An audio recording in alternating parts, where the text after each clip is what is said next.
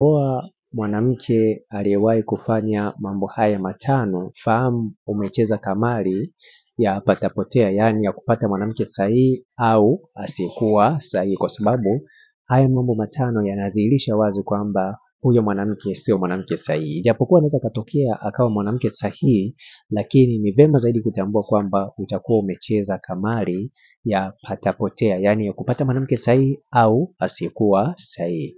Jambo la kwanza, mwanamke aliyewahi kumdhalilisha mwanaume au kuwadhalilisha wanaume mbele ya kadamnasi.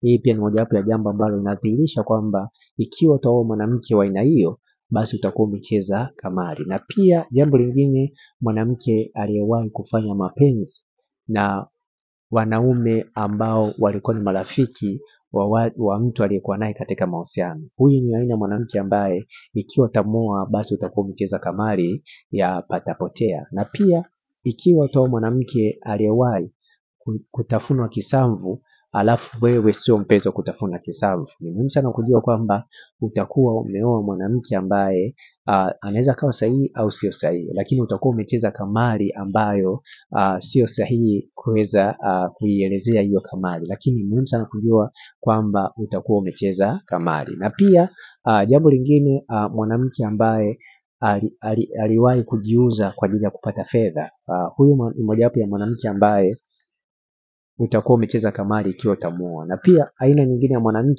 mwanamke aliyewahi kupigwa mtungo, tofauti na wale ambao wamebakwa. Ni muhimu sana kujua kwamba ikiwa utaoa mwanamke ambaye aliwahi kupigwa mtungo, aidha na wanaume wawili au zaidi, fahamu kabisa utakuwa umecheza kamari ya kupata mwanamke sahihi au asiyekuwa sahihi. Lakini tofautisha na wale wanawake ambao wanakuwa wamebakwa. Kama unahitaji ushauri au video za kufanya mapenzi, hakikisha unanicheki WhatsApp kwa namba 0713 728736. Na kama unahitaji kuweza kupata kitabu ambacho kitakusaidia kuweza kuingia katika mahusiano sahihi au ndoa sahihi, hakikisha unanicheki WhatsApp kwa namba +255 713 728736. Naitwa Isaac Kanyankole. Asante na karibu.